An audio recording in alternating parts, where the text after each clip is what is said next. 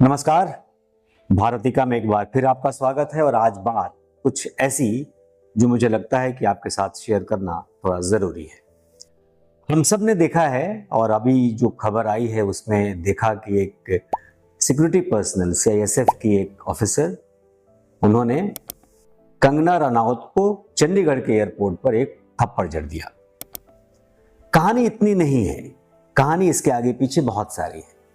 उसके बाद social media पर दो तरह की बातें लगातार होने लगी, जिसमें एक पूरा धड़ा कंगना पर हुए इस हमले को जायज ठहराने में लग गया। प्रतिक्रिया हो सकती है, प्रतिक्रिया में अगर वायलेंस होता है उसके भी तरीके हैं, वो हो सकता है। सवाल ये उठता है कि थप्पड़ जड़ने वाला कौन है और क्यों मार रहा है। मैं आज इस बात को इसलिए कहने को मजबूर हुआ हूं क्योंकि जब सुरक्षा बलों की ट्रेनिंग दी जाती है तो उसमें ये बहुत कायदे की ट्रेनिंग होती है उनकी कि उनको अपनी भावना पर काबू कैसे रखना है।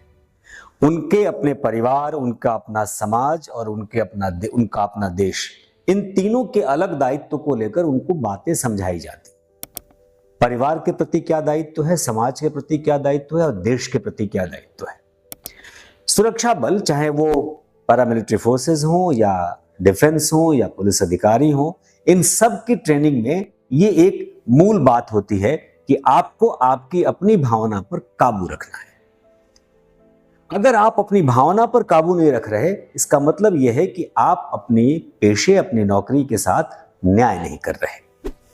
उस महिला अधिकारी ने कंगना को एयरपोर्ट पर थप्पड़ मारा और थप्पड़ मारने के बाद एक बयान भी दिया। मतलब जो वीडियो आए हैं वो वीडियो आप देखिए तो थप्पड़ जैसे ही जड़ा उसने, उसके बाद वो बयान भी दे रही है, कह रही है कि वो एक कंगना के दूसरे बयान से दुखी थी कि कंगना ने कहा था किसान आंदोलन के समय 100-100 रुपए लेकर वहां लोग बैठे हैं, उसमें उसकी मां बैठी थी। ये बात उसने कही।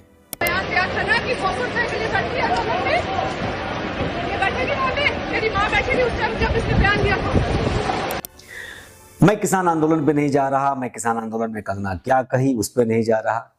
अब जिस तरीके से इस महिला अधिकारी ने मारा उसको, अब कोई और दूसरा आदमी उस अधिकारी को कभी कहीं पे मारे और कहे कि तुमने कंगना को मारा था इसलिए हमने तुमको मारा, फिर क्या बात होगी। और जब आप एक सुरक्षा कर्मी हैं, जब आपको एक देश समाज की सुरक्षा की जिम्मेदारी दी गई है, तो आप अपने व्यक्तिगत भावना को काबू में नहीं रख रहे हैं। और मैं आपको बताऊं, ये वही पंजाब है जहां पर फिर से खालिस्तान पनप रहा है। एक खालिस्तान समर्थक, एक खालिस्तान आंदोलन को हवा देने वाला व्यक्ति जेल से चुनाव जीत गया है, सांसद बन गया है, सदन पहुंचेगा और शपथ लेने तो सदन आएगा ही, वो उसका अधिकार है, संवैधानिक अधिकार है, अदालत उसको उसके लिए छूट देगी। खालिस्तान मूवमेंट को वहां फिर हवा दी जा रही है और इस तरीके के कृत्य उसी मूवमेंट को और जस्टिफाई करते हैं। और बड़ी चिंता का विषय है कि कोई एक सुरक्षा अधिकारी किसी भी व्यक्ति को अपने किसी व्यक्तिगत वजह से, अपनी किसी व्यक्तिगत बदले की वजह से, अपने काम करने की जगह पर उससे बदला ले रहा है। ये बहुत चिंता की बात है। अगर इसको आप सीधे सीधे जोड़ के देखें तो इंदिरा गांधी की हत्या से आप जोड़ सकते हैं, राजीव गांधी पर श्रीलंका में हुए हमले से आप जोड़ सकते हैं। हमने इस देश की प्रधानमंत्री को उनके ही सुरक्षा कर्मियों द्वारा हत्या होते देखा है, जान गंवाई है इस देश ने प्रधानमंत्री की। सवाल सिर्फ कंगना की पिटाई का नहीं है, कंगना पर पड़े थप्पड़ का नहीं है। सवाल इस पूरे सिस्टम में क्या हो रहा है इसका है। और जो भी लोग उस महिला अधिकारी के पक्ष में दिखते हैं वो दरअसल उस महिला अधिकारी के पक्ष में नहीं है।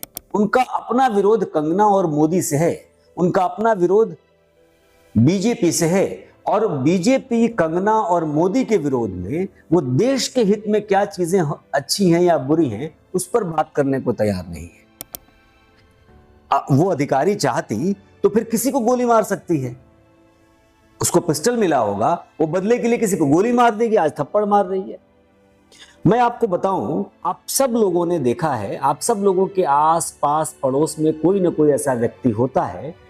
गांव में अगर बात करें, छोटे कस्बों में अगर हम बात करें, शहरों की बात मैं नहीं कह रहा, गांव और कस्बों में अक्सर हमने देखा है कि हमारे आस पास में कोई ना कोई ऐसा व्यक्ति है जो डिफेंस में काम करता है, फौजी है, सैनिक है, सिपाही में है, कहीं ना कहीं हर इलाके में ऐसे लोग मिलते हैं।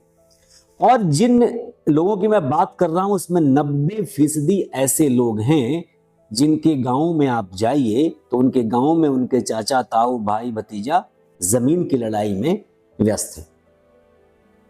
उनकी जमीन की लड़ाई चल रही है। इसका मतलब क्या है? एक फौजी जिसके गांव में उसके पिता की या उसके चाचा की या उसके भाइयों की आपस में जमीन की लड़ाई चल रही है, वो जाए और जाकर उनको गोली मार दे।